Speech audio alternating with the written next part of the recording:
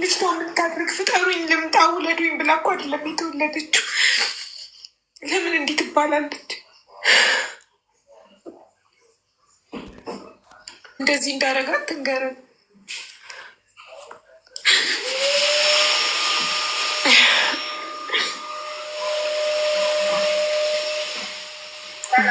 ምንም ቢሆን ልጆቻችንን አይኖ በጣም ከባድ ነገር አሳልፈሽ ይችላል።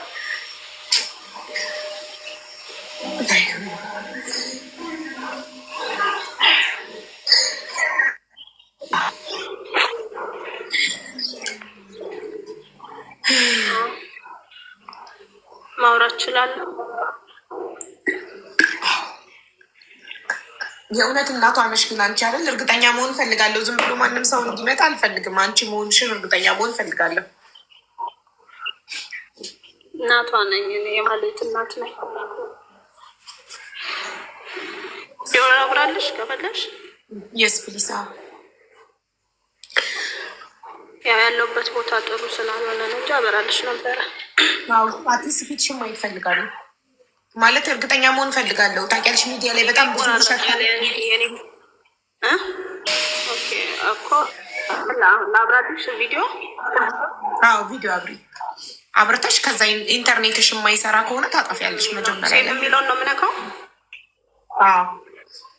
ሴቭ የሚለውን ነው የምትነኪው።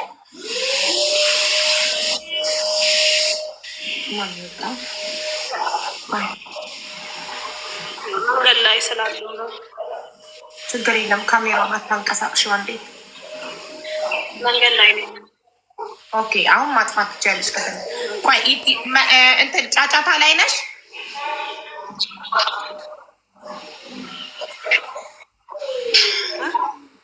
ጫጫታ ላይ ነሽ? ኦልሬዲ ልጅቷን ሄዳለች። እሷ የሆነ ሀገር ነው ያለችው፣ መንገድ ላይ ነው ያለችው። ለዛ ነው ደረጃ ላይ ይሰማል። አሁን ከፈለግሽ ቪዲዮ ማጥፋት ከፈለግሽ አሁን ማጥፋት ትችያለሽ። ቪዲዮውን አሁን ማጥፋት ከፈለግሽ ትችያለሽ። አንዴ ስክሪንሻት አድርጌያለሁ ፎቶሽን። አለቀ። ማጥፋት ከፈለግሽ አሁን ማጥፋትና በነፃነት ማውራት ትችያለሽ። በቃ እሺ። እንደዚያ ያደረኩበት ምክንያት አንደኛ የራሴ ልጅነት ቀላል አይደለም።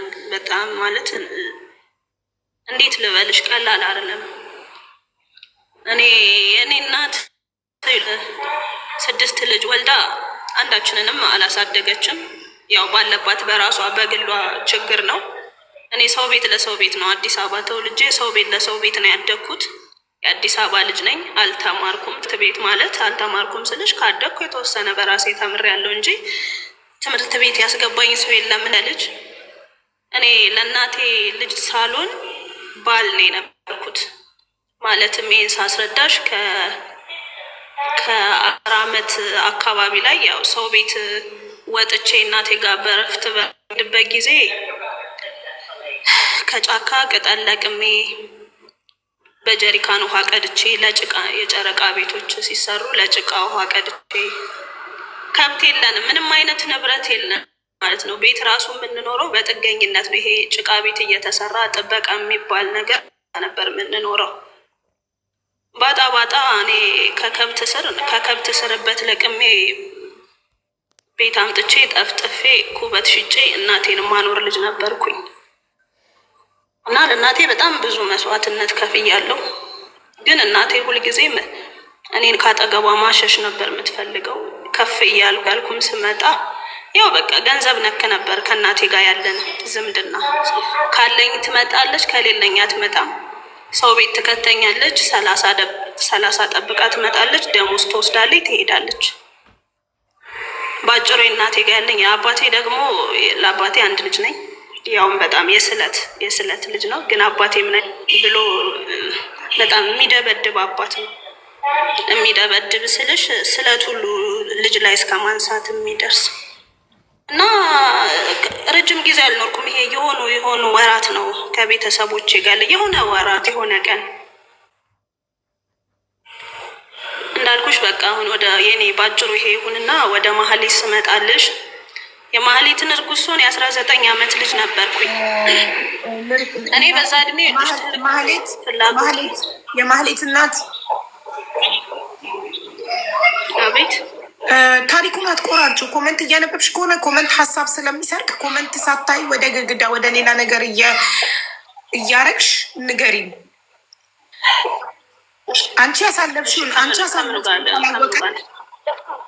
ያሳለፍሽውን ካላወቅን ልጅሽ ላይ ለምን እንዲያረግሽ መረዳት አንችልም። ስለዚህ እንዲገባን አንቺ ያሳለፍሽውን ማወቅ አለብን ነው መጀመሪያ። አሁን ጥሩ እየመጣሽ ነበር፣ መሀል ላይ ቀላቀልሽበት።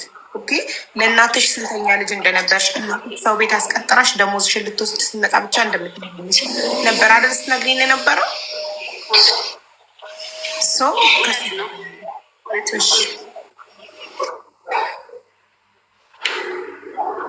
እሺ ልንገርሽ እና በቃ የእናቴን በእሱ ያዡ እና ከአባቴ ጋር የነበረን ግንኙነት ይልሽ እንደ ልጅና እንደ አባት አይደለም። ለአባቴ እንደነገርኩሽ የስለት ልጅ ነኝ እና አባቴን ለመጀመሪያ ጊዜ ያየሁት በ5 ዓመቴ ነው። እስከዛ ድረስ እሱም እናቴን ትቷት ሄዶ ያው እሱ እንደሚለው ከሆነ ራሱ መወለዴን በህልሙ አይቶ ምናምን ከናዝሬት ሰው እኮ የአዋሽ ሰው ነው እና ከናዝሬት ሰው ልኮ ሴት ልጅ ትወልዳለች ምናምን ተብሎ ተወልጄ የኔ አባት ግን የመጣው የ5 ዓመት ልጅ እያለው ነው። ከዛ መጣ። እኔ ምንም አይነት የተሰማኝ ነገር የለም። ከዛ የእሱ የኔም ቤተሰብ ማየት አለባት ተብሎ አገሩ ሄድን። አገሩ ይዞን ሄደ። በቃ ከዚህ በኋላ በስለት ያገኘኋት ልጄ በፍጹም ይዘሽ መሄዳችን እዚሁ ነው የምትኖሩት ብሎ እዛው ቀረ። እዛ ስንቀር ግን የኔ አባት ቤት ለአባቴ አንድ ነኝ የስለት ልጅ ነኝ ብለሻል። ግን እናቴ 6 ልጆች አላት ብለሻል። እንዴት ነው የሆነው? አልገባኝ። ማለት አንቺ እናትና አባትሽ እንዴት ነው አንቺን የፈጠሩሽ? እሺ እንዳልኩሽ የኔ አባት ለእናቴ መጨረሻ ባሏ ነው። ከሱ ሌላ ያሉ ናቸው። ከኔ አባት አይወለዱም። እኔ የመጨረሻ ልጇ ነኝ ማለት ነው። አሁን ልቀጥላ። ከዛ በቃ አገሩ ሄድን። የኔ ምንም አይነት አገሩ ላይ ምንም አይነት እኛን የሚያስተዳድርበት ነገር የለውም። ያው ትዝ እንደሚለኝ 2 ከብቶች ነበሩ እኔ እናቴ። እነሱን ከብቶች አብልተን ምናምን በጣም ያው ስልሽ አዋሽ ነው ትንሽ አዲስ አበባ ለኖረ ሰው ያስፈራል ቦታው በጣም። እግዚአብሔር በእርግጥ እኛ ያው ፈራን እንጂ ሰው ምንም አያደርግም። እና እነዛንም ከብቶች ሸጠ።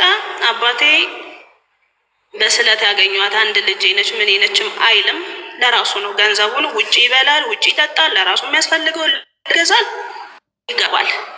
ከዛ እናቴ ቢቸግራት እዛ ሀገር ሰው ቤት ተቀጠረች። እንዲህ ምግብ ስራ እዛ ተቀጥራ እሷ ነች ማለት ነው። እሱ ተኝቶ ነው የሚውለው፣ ምንም አይነት ስራ አይሰራም። እሷ ነች በሰዓቱ የምታስተዳድረው። የሚገርምሽ ነገር ምግብ እሱ በልቶ ይሄ ለጠዋት ይደር ሲባል ስለት የሚያነሳ አባት ነው ያለኝ። እናቴ ላይ ስለት ይመዝ ነበረ። የዛን ቀን ምሽት እኔ የማረሳው ነገር ተጣሉና በእንደዚህ ጉዳይ ተጣሉ። ስለት አነሳባት፣ ትሪውንም እላዋ ላይ ወረወረ ምናምን። ከዛ ልትተኛ ጥግ ላይ መዳበሪያ ስታነጥፍ እኔ ወደ እናቴ ሄድኩኝ። ከዛ እንዴት ወደ እናትሽ ትሄጃለሽ ብሎ ደበደበኝ። ደብድቦኝም እኔ በቃ እናቴ ጋር ነው የምተኛው አንተ ጋር አልተኛም ብዬ ከዛ እሷን ጎትቶ ራሱ ጋር አስተኛት። አሁን ምን ትሆኛለሽ ሲለኝ እኔ ብቻዬን ነው የምተኛው። በቃ እሷ ወደ አንተ ከመጣች እኔ ብቻዬን ነው የምተኛው። ማለት በዛ የእድሜ ስንት መሰለሽ አቡ 8 ዓመት ቢሆን 8 ወይ 7 ተኩል ምናምን ቢሆነኝ ነው በዛ እድሜ። ከዛ እንዲህ እያለ ህይወት ቀጠለ። እናቴ አልቻለችም። በቃ የእሱን ዱላ አልቻለችም። ምንም እኮ ሰርቶ እንኳን እኮ ለቤት እንዲህ ብሎ የሚመጣ ሰው አይደለም። እሷ ነች የምትሰራው። አልቻለችም። ልክ አብዛኛው ጊዜ መጣ ተኝ ብላኝ ብዙ ጊዜ እሱ ሲመጣ እየጠበቅኩ ነው የምተኛው።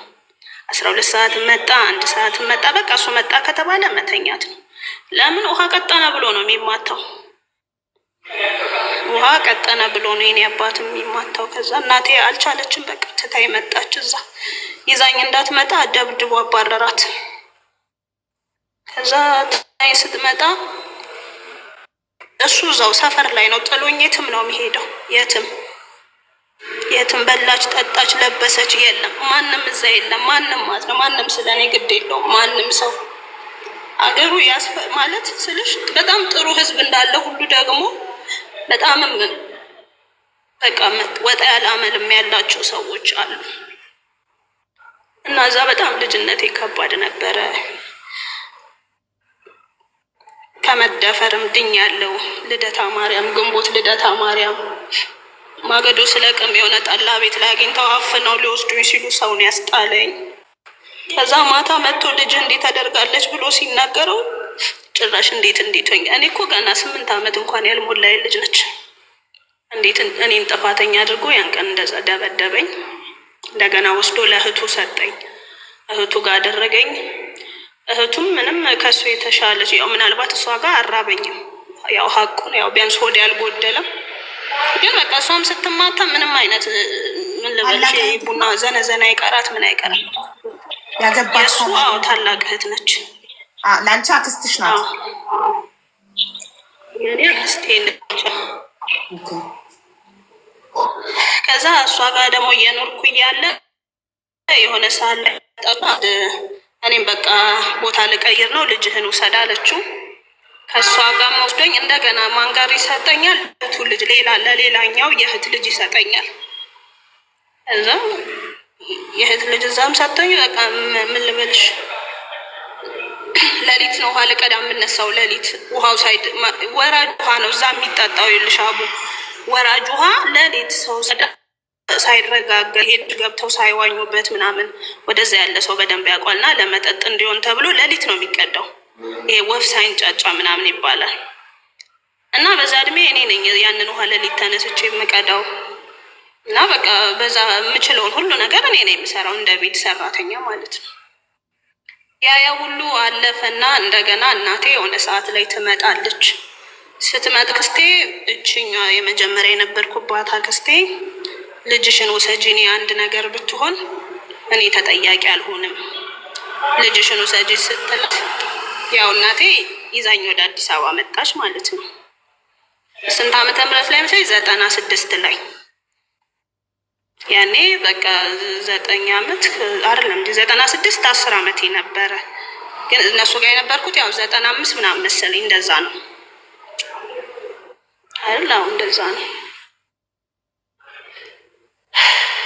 ከዛ በቃ እዚህ መጥቼ ደግሞ እንዳልኩሽ ነው እናቴ ማለት እኔ ቅድም ታሪኩን ብዙም ላለማንዛዛት ብዬ ነው አጠራ አድርጌ ወደ ልጄ ጉዳይ ለመግባት ነው ያሳጠርኩት። ከዛ መጣሁ አዲስ አበባ መጣሁ። እናቴ ሰው ቤት ነው የምታስገባኝ። ትመጣለች፣ በወር ደሞዝ ትወስዳለች። ቅርብ እንኳን ያስገባችን ጊዜ ጠፍቼ ሲሄድ እንዴት ጠፍተሽ ትመጫለሽ ብላ እንደገና እንዳልመለስ ሩቅ እየወሰደች ታስገባኛለች። እኔ 10 ዓመቴ ቢያንስ ወደ 11 ዓመቴ ላይ የነበርኩበትን ቤት ቢያንስ ልንገራችሁ። ያኔ እንጀራ ትጋግራለች ሴትዮ የነበርኩባት። 50 እንጀራ ደርሳለሁ ተሸክሜ። 50 እንጀራ ማለት የአሁኑ 50 እንጀራ አይደለም፣ የአሁኑ 150 እንጀራ ይሆናል። የድሮ እንጀራ መቼም ወፍራም ነው፣ ትልቅ ነው፣ ንጹህ እንጀራ ነው። ያንን አደርሳለሁ። ከብቶች አሏት። ከብቶቹን እኔ የምንከባከበው ቤታቸውንም ደውኔ ነኝ። በዛ እድሜ ይሄንን ሰራለሁ። እንደገና ቀደም ከሰው ቤት በወጣው ሰዓት ደግሞ እናቴ ጋር ስሆን ያንን ሰራለሁ። ቅጠል ለቅሜ ገበያ ወጥቼ እሸጣለሁ። እበት ከከብቶች ስር ከሜዳ ለቅሜ ቤት አምጥቼ ግቢ ውስጥ ጠፍጥፍ ውበት እሸጣለሁ። ፀጉርም ምሰራ ነበረ። 75 ሳንቲም 1 ብር እና ልጅነቴ ልጅነት አይደለም ማለት ልጅ አለ የሚኖርኩት እና የራሴ በጣም ህይወት ነው። በጣም መጥፎ ህይወት ነው። ልጅነቴ ምንም ትዝ የሚለኝ ምንም ጥሩ ትውስታ የለኝም። ምንም አይነት ጥሩ ትውስታ የለኝም። እሺ አሁን ከልጅሽ አባት ጀምሪ። ከልጅሽ አባት ጋር ስለ አንቺ ልጅነት ነግረሽናል።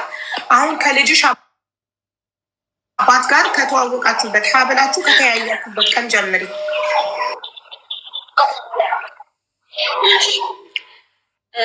እንግዲህ እሱን ያወቅኩት 2005 ክረምት መግቢያው አካባቢ ነው ያወሩን። እርግጠኛ አይደለም ግን ክረምት መግቢያ አካባቢ ነው። 2005 ነው ተዋወቅን። እኔ እስቲል ማስታወሻ ላይ የጻፍኩት አለ። እኔ እግዚአብሔር የምፈልገው በቃ የራሴን ቤተሰብ ስጠኝ፣ እኔን የሚሰበስብ፣ እኔን የሚወደኝ፣ እኔን የሚያከብር ቤተሰብ ስጠኝ። እኔ ከዚህ በኋላ ሰው ቤትም መስራት አልችልም፣ ብቻዬንም መኖር አልችልም። በቃ ይህን ሁሉ አመት ማለት እንደዚህ የሆነ እናት እንደዚህ የሆነ አባት መቼም ቤተሰብ ብለሽ አጠሪም ሰርቶ ያላበላሽ፣ ትምህርት ቤት ያላክሽን፣ ሲከፋሽ ያላባበለሽን፣ ስትወድቂ ያላነሳሽን እናት አባቴ ወይ ቤተሰብ ብለሽ ልጠሪያች እና እኔም ቤተሰብ እንዳለኝ አይሰማኝም። ስለዚህ እግዚአብሔር የሴም ቤተሰብ ስጠኝ። 15 ጀምሮ በቃ ቶሎ አግብቼ ወልጄ ምናምን የራሴን ህይወት መኖር እመኛለሁ። በቃ ምናለ በዚህ እድሜሽ ምናምን ሰው እስኪለኝ ገና ልጅ አለሽ፣ ግን እኔ በቃ የራሴ ቤተሰብ እንዲኖረው ይፈልግ ነበር። ከዛ የማህሌትን አባት ሳገኘው የኔን ሀሳብ ማለት ነው እኔ ልብ ውስጥ ያለው እኔ እንደዚህ ነው፣ ትዳር ነው የምፈልገው፣ ማግባት ነው የምፈልገው ምናምን ስለሆነ ችግር የለውም በቃ ምናምን ስልሽ ሰውን ያው የሚያወራውን ነው እንጂ እኔ ውስጡን አላውቅም። ግን እሱ ከኔ ጋር የምፈልገው የማህሌት እናት በ2005 እንደተዋወቃችሁ እንጂ የት መንገድ ላይ ምግብ ቤት ስራ ቦታ የት አገኘሽው? ሰውዬው የት ተዋወቃችሁ? አንዴ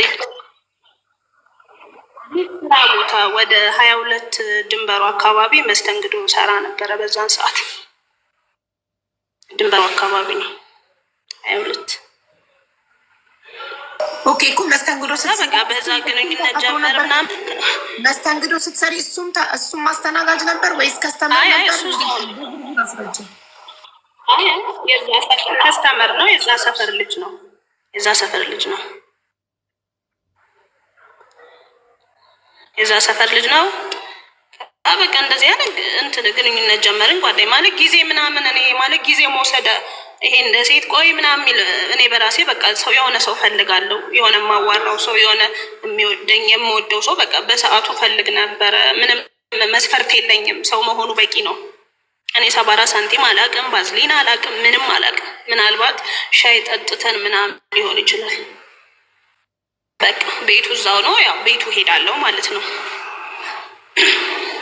ከዛ በዛ መሀል በቃ ስልሽ እኔ እኔ ምንም አይነት መድኃኒት አልጠቀምም እና ራሱ ማለት በኮንዶ ምናምን እንድንጠቀም ነበር የምነግረው እና እሱ በአግባቡ መጀመሪያ ለፍቅረኝነት ጠየቀሽ ወይ? እየመጣ ስታስተናግጁ ተያያችሁ፣ ተዋደዳችሁ፣ ከዛ ፍቅረኛ ይሁኝ ብሎ ጠየቀሽ? አይ በቃ ይሄ ፍቅረኛ ይሁኝ ብሎ ሳይሆን በቃ ኖርማል ያወራን፣ በቃ ዝም ብለን አወራን፣ በቃ ተግባባን። ምን መጠያየቅ ምናምን የለም። በቃ ተግባባን። የመግባባት በቃ ዝም ብሎ አይደል መግባባት ነው። ኦኬ በተዋወቃችሁ በስንት ጊዜ ነው ወደ ግንኙነት ሄዳችሁት? በጣም አጭር ጊዜ ነው፣ 3 ወር ምናምን ነው። ኦኬ እሺ። ግን ለሱ መውለድ እፈልጋለሁ ማለት መድኃኒት አልጠቀምም እስኪ እንዳትጠቀም ያርግዥ ብሎሻል? አይ ራሱ እኮ እንዲጠቀም ነው። አሁን በዛ ሰዓት እኔ ይሄ 72 ሰዓት ምናምን ይኑር አይኑር አላውቅም እና እኔ መርፌ መወጋት አልፈልግም። ምክንያቱም በዛ ሰዓት በጣም ያወፍራል ወይ ያቀጭጫል ምናምን ስለሚባል እኔ ይህን ያህል ምንም ስለ ህይወት ደግሞ እንትንም እውቀቱም ምንም አልነበረኝም በሰዓቱ እና የራሱን እንትን እንዲል ነበር የምነግረው።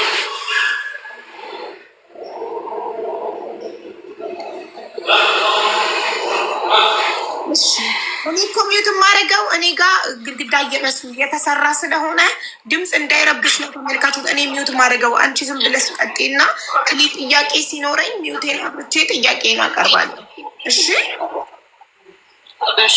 ስምሽ ማን ነው? ይቅርታ ማትባልኩ ነው የምጠራሽ። ስምሽን ቅድስ አዲስ። እሺ አዲስ ቀጤ። እሺ እኔ ሚዩት ማድረገው እኔ ጋር ያለው ጫጫታ እናንተን እንዳይረብሽ ነው። እሺ በቃ ሁላችሁ ማህሌትዬ ተረገዘች። ማህሌት ስትረገዝ በሰዓቱ ማለት ወዲያው ነው። በእርግጥ ወዲያው ምንም 15 ቀን ምናምን ሳይሆነኝ ነው መታመም የጀመርኩት። ይሄ ሽታ ምናምን ሽንኩርት ሲሸተኝ ምናምን በቃ 15 ቀን ምናምን ስራ ማቆምኩኝ። ከዛ እኔ እንደ ቀልድ ነው የነገርኩት። በቃ እንደ ቀልድ ማለት ቀለል አድርጌ እስቲ የሚለውን ለመስማት ብዬ ቀለል አድርጌ ነው የነገርኩት። በሰዓቱ ምንም አይነት ምላሽ አልሰጠኝም። ይቅርታ እንዴ ሰው መጣ መንገድ ላይ።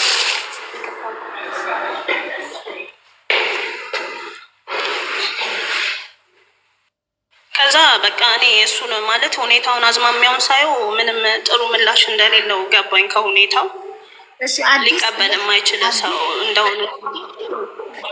መስተንግዞ ስትሰሪ የት እየኖርሽ ነበር? ቤት ተከራይተሽ ዘመድ ቤት የት እየኖርሽ ነበር? እዛው አጠቃላይ ነበር የምኖረው። ኦኬ። ስታረግዢና ስራ ስታቆሚ የት ሄድሽ?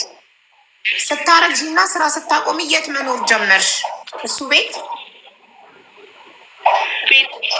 ቤት ተከራየው ራሴ ቤት ተከራየው። ኦኬ እሺ ይቀጥል። አዎ ቀጥይ።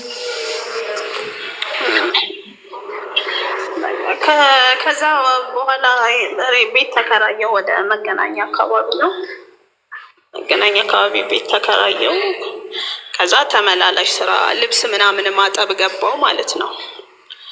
ለምን ምግብ ያለበት አካባቢ ምንም መስራት ስለማልችል በቃ በሰዓቱ ልሰራ የምችለው ልብስ ማጠብ ነው።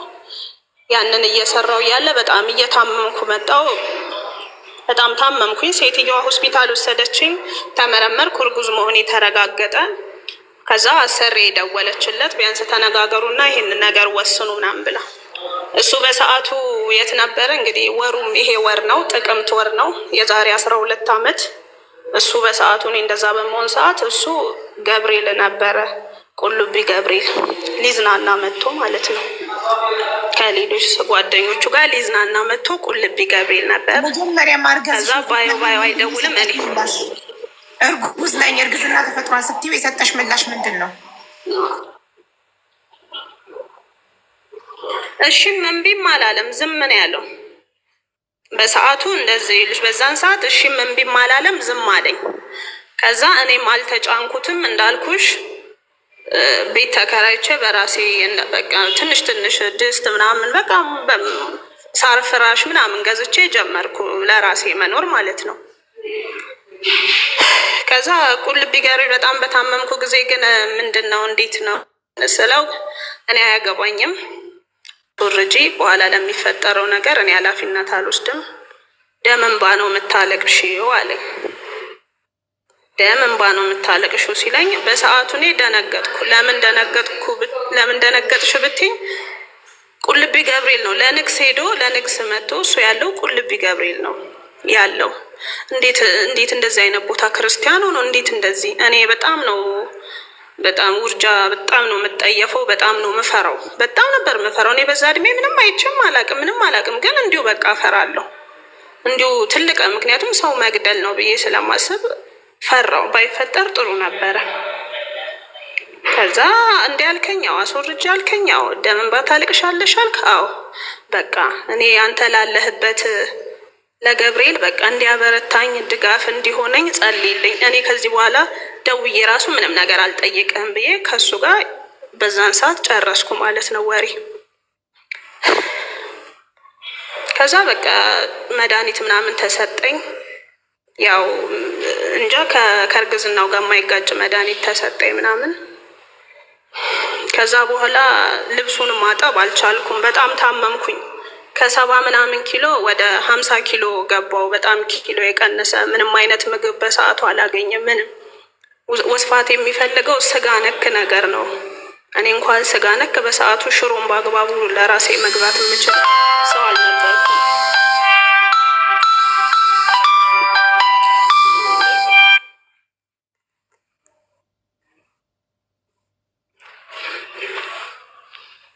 ከዛ ምንድነው ለአምድ አማራጭ የወሰድኩት ቆሎ እየቆላው ዱቤ ቆሎ እየቆላው ማዞር ነው። ያው በቃ ማዞር ነው፣ ሳይት ለሳይት ማዞር። ወደ ጣፎ አባዶ ጣፎ ሳይት የሚያውቅ ካለ ወደዛ ማዞር ነው የጀመርኩት። ከዛ እዛ ውስጥ በማዞር ሰዓት እዛ ውስጥ ያሉት ቀን ሰራተኞች ልክ ሌላ ነገር ፈልጌ ቆሎ ተሸክሜ እንደምዞር ነበር ያላቸው። በጣም ማለት እኔ እንጃ በጣም ብዙ ነገር። ከዛ እሱንም አልኩ አልሆነልኝም። እንደዚህ እያልኩ ወደ 4 ወር አካባቢ ደረስኩ። 4 ወር አካባቢ ስደርስ ሆዴን ደብቄ ሰው ቤት ገባው። ወደ ብቻ ያው እዚሁ ከተማ ውስጥ ነው። ሰው ቤት ገባሁኝ። ሴትዮዋ ትልቅ ሰው ናቸው ምናምን ገና እንዳዩኝ ያወቁ። አንቺ ልጅ ነፍሰ ጡር ነሽ ምናምን ሲሉኝ ያው በቃ እንደዚህ ነኝ፣ ቢያንስ ትንሽ ጊዜ ልስራ አልኳቸው። ትንሽ ጊዜ አሁን ስንት ወር ነሽ? ወደ 4 ወር ገብቻለሁ። በቃ 1-2 ወር ከምናምን እሺ ስሪ ብለው ፈቀዱልኝ። እግዚአብሔር ይስጣቸው።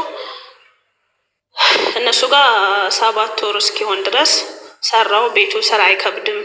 አንደኛ በጣም ይጠነቀቁልኝ ነበር። የቻልኩትን ስራ እንድሰራ ነው የሚያደርጉት። ምግብም የበላሁት እዛ ቤት ነው። ማህሌት እዛ ቤት በበላሁት ነው ሰው የሆነችው። ከዛ በፊት ለ4 ወር ምንም አይነት ምግብ አላውቅም። ብበላ ወይ እንጀራ በሚጥሚጣ ወይ ቡና ከናተላው ነበረ። በቃ ሌላ ምንም አይነት ወስፋት አይቀበልም። ከዛ ሴትዮዋ ጋር እስከ 7 ወር ሰራው። የ3 ወር 1800 ብር ይዤ ወጣው። 1800 ብር ይዤ ወጣው። ቤት የ3 ወር 900 ብር ተከራዩ። 300 ብር። ከዛ በቀረችኝ 900 ብር ደግሞ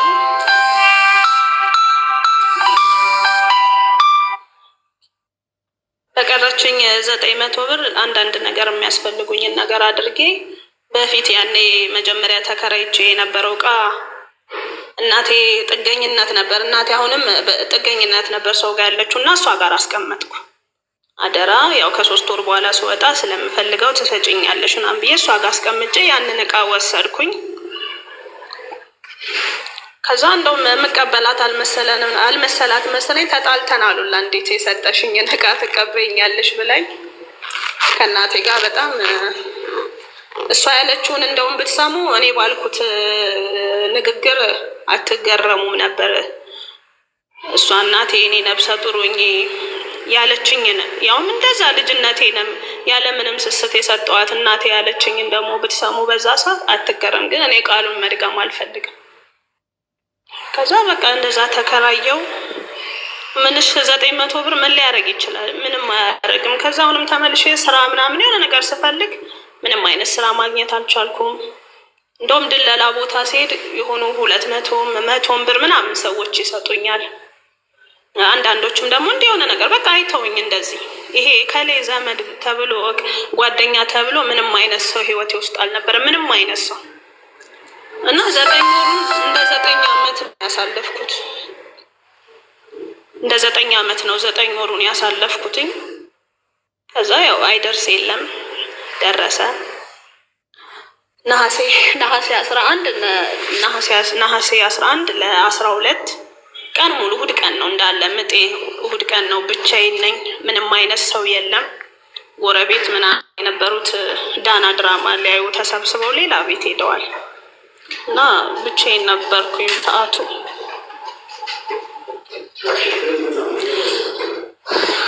ከዛ በቃ ቀኑ ሙሉ እንደዛ ስንቆራጠጥ ዋለ። ይሄ ሁሉ ሲሆን ግን ማለት ነው ሁሉም እናቴም በቅርብ ርቀት ነበረች፣ አባቴም በቅርብ ርቀት ነበረ። ከሆነ እድሜ በኋላ ተከትሎ መጥቶ እዚሁ አግብቶ ምናምን እየኖረ ነበር። ሁለቱም በቅርብ ርቀት ላይ ነበሩ እና በስንት ዓመተ ምህረት ይቆራል ነሐሴ 11 ስንት ዓመተ ምህረት ነው? 2006 ኦኬ። እሺ ቀጥል። ምን አልሽኝ? እሺ ቀጥይ። እሺ ወይ ይቆራረጣል። ምን አልሽኝ? እሺ ቀጥይ፣ እየሰማንሽ ነው። እሺ ነው ያው 2006 ላይ ነው ያው ክረምት ላይ ማለት ነው። በአመቱ ያው አመት እንግዲህ ያው በአመት ከዛ ማታ ላይ በቃ ብቻዬን ሽንት ጨርቅ ምናምን ከሰው ከምን ስሰበስብ የነበረችዋን በሆነች ነገር ተሸክሜ ልሄድ ተነሳው ወደ ጤና ጣቢያ። በቃ የመጨረሻ ቀን መሆኑን ሳቅ ልሄድ ስነሳ ያው መንገድ ላይ አላራመደኝም፣ ወደኩኝ። ከዛ ሰፈር ላይ አንዲት ውሃ የምታስቀዳ በሆነ እሷ አግኝታኝ እንዴት ብቻሽን እንዴት እዛ ድረስ ነው? በጣም ነው ጤና ጣቢያ አያት ጤና ጣቢያ ገና አዲስ ነበር፣ በዛ ሰዓት ገጠር ነበረ ትል ሳረግበት የነበረው። እንዴት ብቻሽን ትሄጃለሽ ብላ እሷ መለሰች። እሷ መለሰችኝ እና ቢያንስ ቤት ውስጥ አዋላጅ ተፈልጎ ቤት ትወልጃለሽ እንጂ እንዴት ነው እንዴት ብቻሽን ልትሄጂ ትንሽ ያለሽ መንገድ ላይ ቢያመልጥሽስ ምን ታረጊያለሽ ምናምን ብላ እሷ መለሰችኝ። ያው በቃ ስልሽ እኔ አባቴ ጋር መደወልም አልፈልግም፣ እናቴም ጋር መደወል አልፈልግም። ምክንያቱም በልጄም በጣም ብዙ ንግግር ልክ እንዳሳደጉኝ፣ እንዳስተማሩኝ፣ እንዳበሉ፣ እንዳጠጡኝ ልክ እኔ ከነሱ ትዕዛዝ ውጪ ወጥቼ እነሱ አሳድገውኝ ምናምን ከነሱ